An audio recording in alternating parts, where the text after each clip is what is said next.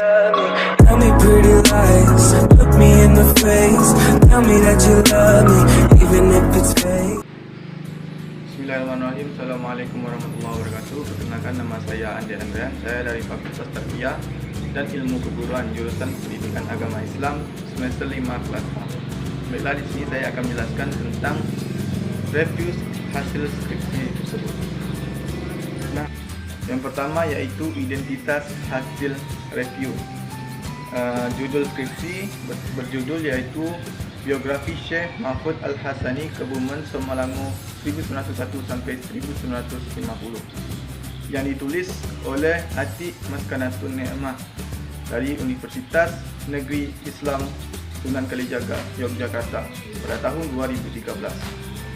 Pendahuluan ini terdiri dari 3 poin penting. Yang pertama, latar belakang, yang kedua, pertanyaan penelitian dan tujuan penelitian, dan yang ketiga yaitu manfaat penelitian. Nah, latar belakang tersendiri saya mengambil permasalahan yang ada, yaitu seorang kiai merupakan tokoh sentral dalam pesantren dengan pribadinya, pengetahuan, kemampuan mengajar dan motivasinya memberi pengarahan serta pengaruh terhadap berbagai kegiatan di pesantren. Nah, jadi permasalahannya yaitu seorang kiai yang punya pengaruh pesantrennya.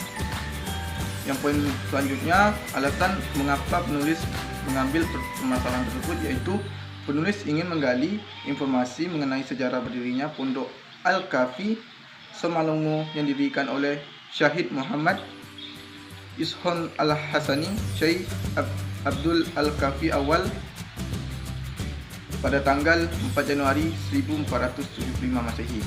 Nah, adapun screenshot yang saya ambil yaitu dari paragraf pendidikan Islam tradisional atau pesantren banyak berdiri di berbagai kota yang besar di Nusantara. Yang kedua yaitu seorang kiai merupakan tokoh sentral di dalam pesantren dengan pribadinya, pengetahuannya, kemampuannya mengajar dan motivasinya memberi pengarahan serta pengaruh terhadap berbagai kegiatan di pesantren. Nah, kedua screenshot itu saya jadikan pedoman. Yang ketiga yaitu pertanyaan penelitian dan tujuan penelitian. Skripsi yang saya review tersebut terdiri dari 2 pertanyaan. Pertanyaan yang pertama yaitu bagaimana latar belakang keluarga dan pendidikan Syekh Mahfud. Yang kedua, bagaimana pemikiran dan aktivitas Syekh Mahfud. Tujuan penelitiannya juga terdiri dari 2 tujuan. Yang pertama, mendeskripsikan biografi Syekh Mahfud termasuk latar belakang keluarga dan pendidikannya. Yang kedua, menelaah lebih dalam aktivitas Syekh Mahfud sejak lahir sampai wafatnya serta hasil karya-karya Syekh Mahfud tersebut. Nah, yang ketiga yaitu manfaat penelitian. Manfaat penelitian yaitu menambah pengetahuan dan informasi dalam bidang sejarah khususnya. Yang kedua, sebagai informasi bagi masyarakat, khususnya bagi masyarakat Kebumen mengenai sosok Syekh Mahfud dan aktivitasnya. Yang ketiga, menambah koleksi perpustakaan Islam dan perpustakaan daerah Kebumen tentang biografi ulama atau tokoh lokal di Indonesia. Uraian manfaatnya yaitu khususnya dalam mengetahui biografi Syekh Mahfud dan sejarah dia lahir sampai menempuh pendidikan hingga ia wafat. Yang kedua, agar masyarakat tahu betapa pentingnya Syekh Mahfud sehingga sejarahnya harus dikenang dalam masyarakat Kebumen. Nah, yang ketiga yaitu agar dapat dicari dalam bentuk bakunya, yaitu baku di mana buku ini merupakan salah satu sumber pengetahuan dan juga koleksi tersebut bisa kita masukkan dalam museum-museum karena sangat bersejarah. Bab 2 yaitu kajian pustaka, yang mana kajian pustaka ini terdiri dari 2 poin penting. Yang pertama, landasan teori atau kajian pustaka.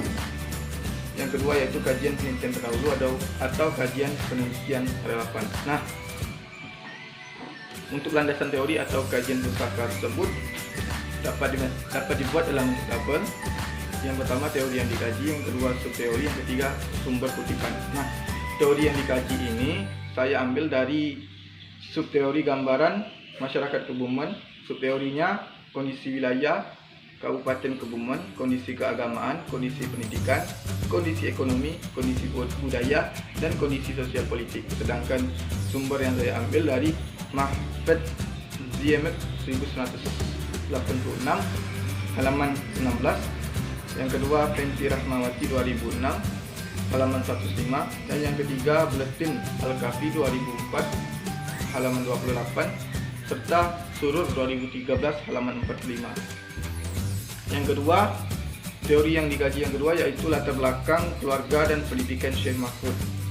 Subteorinya yaitu perjalanan pendidikan Syekh Mahfud, pernikahan Syekh Mahfud dan keturunannya, kepribadian Syekh Mahfud, wafatnya Syekh Mahfud, tulisan-tulisan Syekh Mahfud.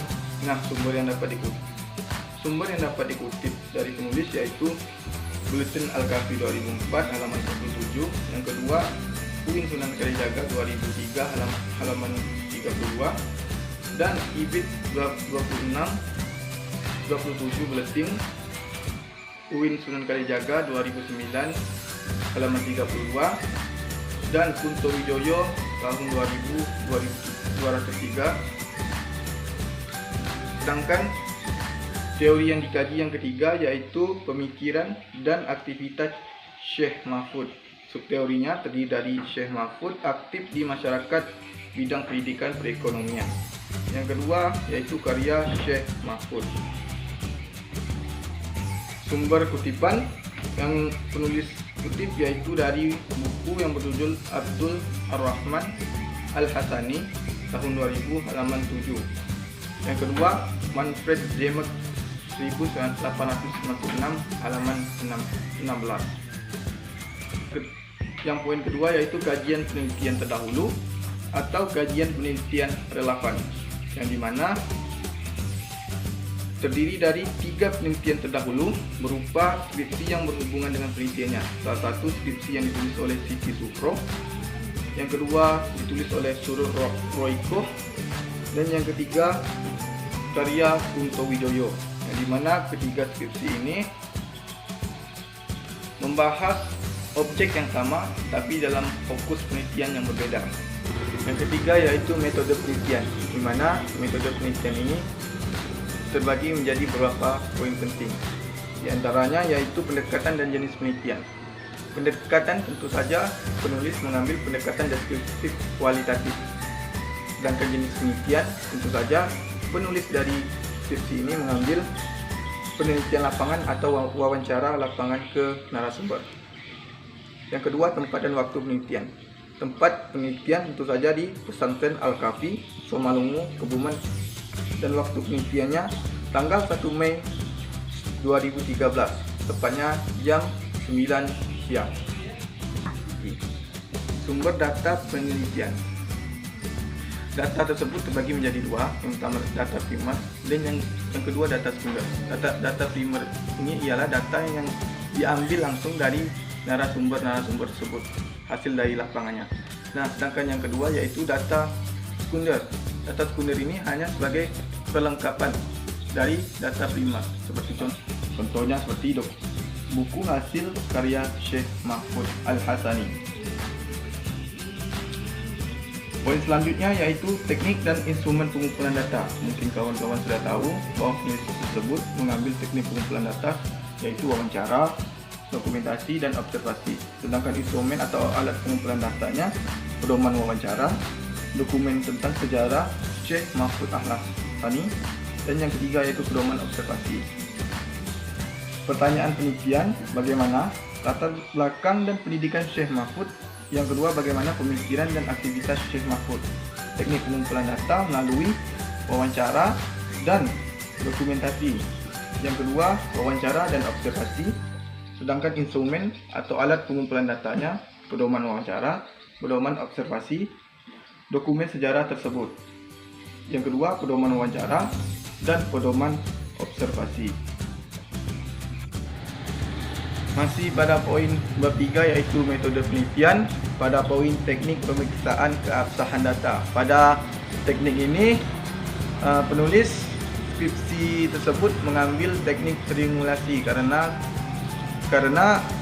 pada teknik ini dapat melengkapi teknik satu dengan yang lainnya. Penelitian mengambil teknik pemeriksaan keabsahan data karena penulis atau peneliti dapat memastikan apakah ada data tersebut yang valid dan akurat.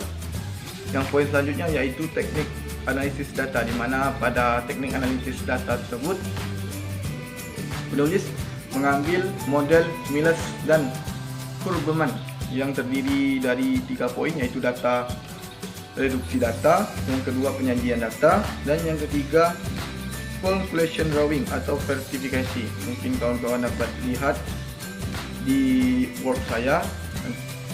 Sekian dari review skripsi saya. Saya ucapkan terima kasih. Wabillahi taufiq wal hidayah. Wassalamualaikum warahmatullahi wabarakatuh.